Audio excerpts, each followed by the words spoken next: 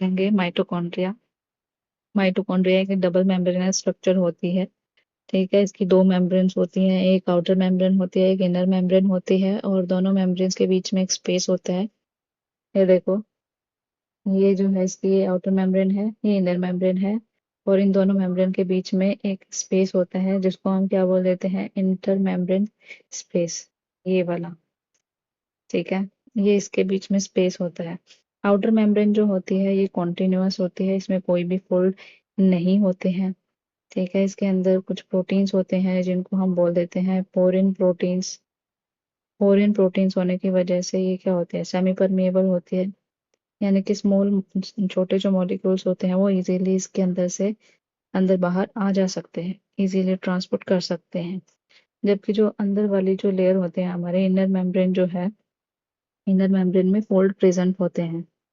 ठीक, तो ये जो फोल्ड होते हैं इनको हम बोल देते हैं क्रिस्टे। ठीक है, और इनर मेम्ब्रेन के अंदर की साइड पे यहाँ पे प्रेजेंट होता है इसका मैट्रिक्स, और मैट्रिक्स के अंदर होते हैं इसका खुद का डीएनए होता है, इसका खुद का डीएनए है, खुद के राइबोसोम है, और इसका खुद का एमआरएनए भी है। ठीक है, अब देखो डीएनए से क्या कर सकते हैं, सेल्फ रेप्लिकेशन कर सकते हैं। राइबोसोम एमआरएनए से क्या कर सकते हैं, ये प्रोटीन्स बना सकती है खुद के। तो कुछ हद तक माइटोकॉन्ड्रिया अपने प्रोटीन्स की फॉर्मेशन खुद ही करती है, इसीलिए इसको हम क्या बोल देते हैं, सेमी ऑटोनोमस स्ट्रक्चर बोल देते हैं, सेमी ऑटोनोमस ऑर्गेनेली भी बोल देते हैं। ठीक है, इसकी लेंथ कितनी होती है, 1 to 2 माइक्रोमीटर होती है, और इसका डायमीटर कितना होता है, 0.1 to 0.5 माइक्रोमीटर तक का इसका डायमीटर होता है। ठीक है, देखो ऊपर यहाँ से रीड कर लेंगे।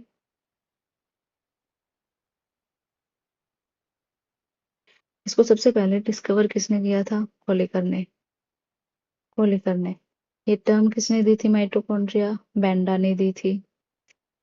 इसको हम अगर माइटोकॉन्ड्रिया के माइक्रोस्कोप के अंदर देखते हैं तो ये इजीली विजिबल नहीं होती है, तो इसको स्टेन करना पड़ता है एक स्पेसिफिक स्टेन से, और उस स्टेन को हम क्या बोल देते हैं, जेनस ग्रीन बी स्टेन। ठीक है, माइटोकॉन्ड्रिया का शेप और साइज वेरी करता है। कौन कौन सी शेप शो कर सकती है, सॉसेज शेप की हो सकती है, और ये सिलेंड्रिकल शेप की भी हो सकती है। अब देखो,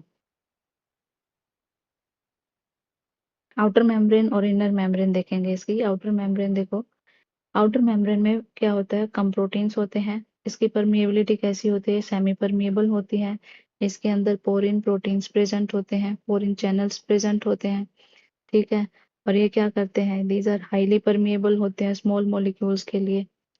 इसका जो सरफेस स्ट्रक्चर होता है वो कैसा होता है, ये स्मूथ होता है और कम्प्लीटली फ्लैट होता है, इस पे कोई भी फोल्ड नहीं होते हैं, यानी कि हम ये बोल सकते हैं कि आउटर मेम्ब्रेन का सरफेस कैसा होता है, कॉन्टिन्यूअस होता है। इनर मेम्ब्रेन, इनर मेम्ब्रेन में प्रोटीन्स ज्यादा होते हैं, highly rich in enzymatic proteins, enzymatic proteins ज्यादा होते हैं इसमें। ये कैसी होती है, ये सेमी सिलेक्टिवली परमेबल होती है, सिलेक्टिवली परमेबल होती है। सरफेस स्ट्रक्चर क्या होता है, ये अंदर की तरफ फोल्ड होती है, अंदर की तरफ फोल्डेड होती है टूवर्ड द मैट्रिक्स, और क्या बनाती है, फिंगर लाइक प्रोजेक्शंस, जिनको हम क्या बोल देते हैं, क्रिस्टे बोल देते हैं। और ये क्रिस्टे क्या करते हैं, ये सरफेस एरिया को बढ़ा देते हैं इनर मेम्ब्रेन के। ठीक है, इसको सेमी ऑटोनोमस क्यों बोला जाता है, क्योंकि इसके पास क्या होता है, ये अपने ज्यादातर फंक्शंस जो है खुद ही परफॉर्म कर लेती है, लेकिन ये डिपेंड करती है कुछ हद तक न्यूक्लियर जीन्स पे भी और कुछ दूसरी सेलुलर स्ट्रक्चर्स पे भी डिपेंड करती है। इसके पास खुद का डीएनए होता है, तो खुद का डीएनए के होने की वजह से ये रेप्लिकेट कर सकती है खुद ही।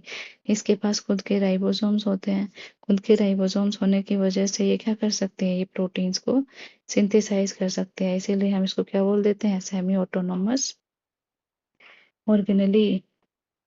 इसका जो मैट्रिक्स होता है, मैट्रिक्स की क्या क्या खासियत होती है, देखो इसके मैट्रिक्स का कलर होता है पेल येलो, किसकी वजह से, राइबोफ्लेविन की वजह से।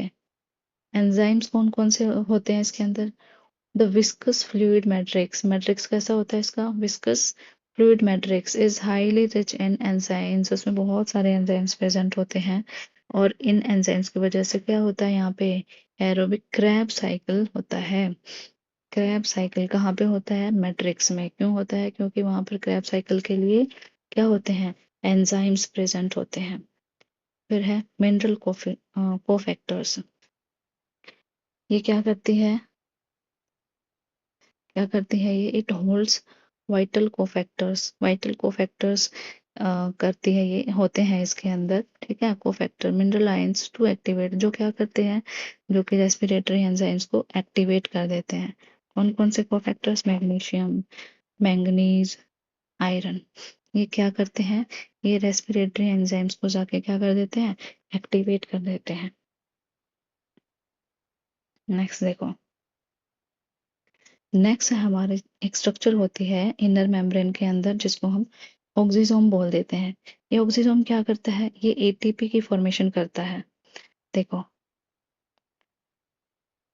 ये यहाँ पे जो स्ट्रक्चर है ये इनर मेम्ब्रेन है, इसके इधर ये एक्स आउटर मेम्ब्रेन है।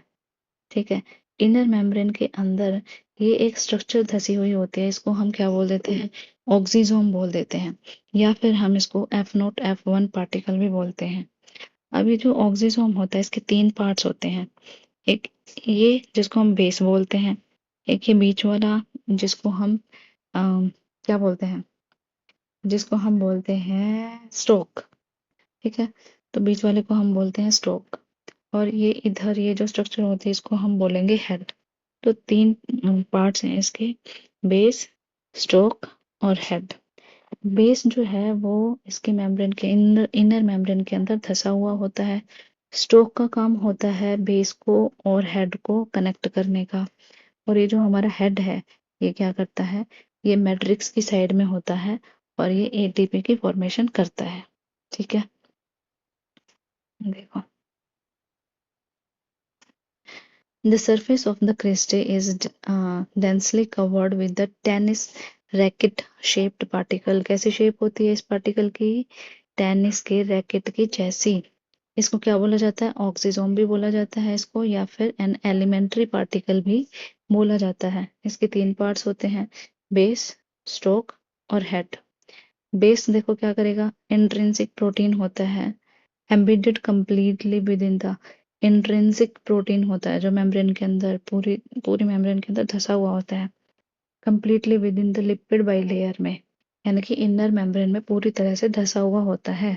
It act as selectively proton channel, और ये कैसे एक्ट करता है? सेलेक्टिवली प्रोटॉन चैनल की तरह। अभी प्रोटॉन है, प्रोटीन है ये, तो प्रोटीन क्या किस तरह से बिहेव कर रहा है यहाँ पे?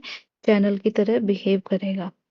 स्टोक क्या करेगा? स्टोक क्या है? एक मिडल स्ट्रक्चर है, दोनों के बीच की, हेड और बेस के बीच की स्ट्रक्चर है ये क्या करेगा? The structure middle column connecting, क्या करती है ये? कनेक्ट करेगा बेस पीस को हेड पीस से।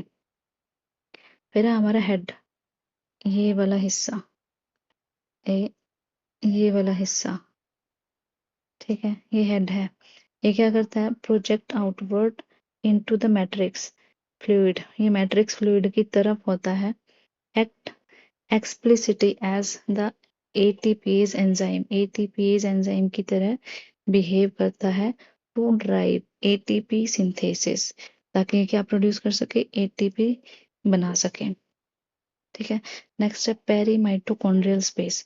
पेरी माइटोकॉन्ड्रियल स्पेस कौन सा होता है? दो मेम्ब्रेन के बीच का जो स्पेस होता है, आउटर और इनर के बीच का जो स्पेस होता है उसको बोल देते हैं पेरी माइटोकॉन्ड्रियल स्पेस। ठीक है, फंक्शन क्या क्या होते हैं माइटोकॉन्ड्रिया के? एटीपी सिंथेसिस, एटीपी को बनाएगा।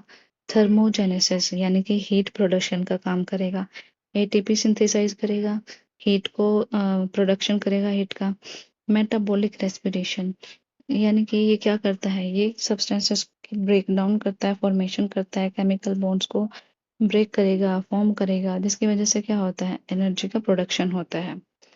Respiration generate cellular energy, respiration जब होती है तो उससे क्या प्रोड्यूस होता है? एनर्जी जनरेट होती है through the continuous breaking and formation of the chemical bonds, chemical bonds के बनने और टूटने से।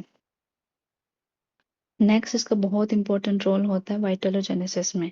वाइटेलोजेनेसिस का मतलब क्या होता है कि जब ओवोजेनेसिस होता है तो उसके टाइम पे जब हमारे ड्यूरिंग ओवोजेनेसिस माइटोकॉन्ड्रिया और गोल्गी बॉडी ये दोनों की दोनों स्ट्रक्चर्स टुगेदर क्या बनाती हैं, योग न्यूक्लियस बनाती हैं। और ये योग न्यूक्लियस क्या करता है, ये एग योग के एक्यूमुलेशन को कंट्रोल करता है। ठीक है, ये क्या करेगा, ये एग योग के एक्यूमुलेशन को कंट्रोल करेगा। माइटोकॉन्ड्रियल डीएनए, माइटोकॉन्ड्रिया का खुद का जो डीएनए होता है उसके अंदर साइटोसिन और गुआनिन की कंसंट्रेशन ज्यादा होती है। इसकी जो शेप होती है वो कैसे होता है, कैसा होता है, ये सर्कुलर होता है और डबल स्ट्रैंडेड होता है। It is entirely responsible for cytoplasmic inheritance. Cytoplasmic inheritance के लिए कौन रिस्पॉन्सिबल होता है, हमारा माइटोकॉन्ड्रिया।